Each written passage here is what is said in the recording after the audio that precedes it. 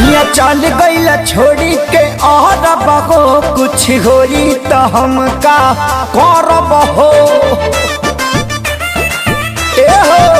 सैया चल गईला छोड़ी के और बहो कुछ होई तो हम का करब हो। मन करता तोहके शराबी हो तो कहियो कदी देवरबा पापी हो। मोर जवानी के फोटो कापी हो कहियो कदी देवरबा पापी हो। मोर जवानी के फोटो कापी हो।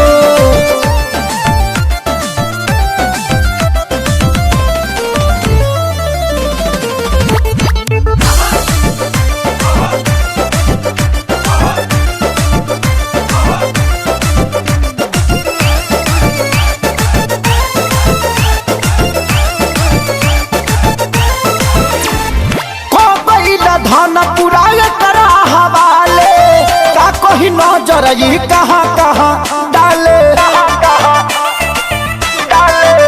हाँ कोई धन पुराय करा हवाले का कोई नजर ये कहाँ कहाँ डाले। लाला चावे देखा के ही टापी हो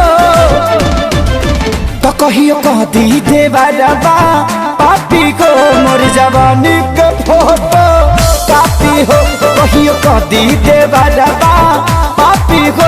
मोर जवानी के फोटो कापी हो।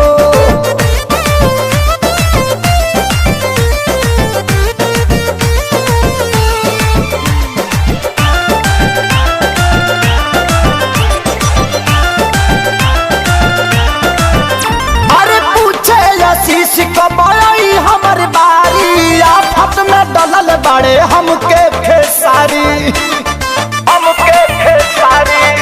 हाँ हाँ पूछे सोनू कब आई हमर बारी आफत में डलल नीली कमल खेसारी।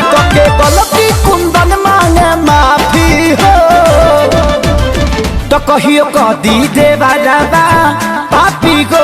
मोर जवानी के फोटो कापी हो कहियो कदी देवरबा पापी हो। मोर जवानी के फोटो कापी हो तो कहियो कदी देवरबा पापी हो। मोर जवानी के फोटो कापी हो कहियो कदी देवरबा पापी हो। मोर जवानी के फोटो कापी हो।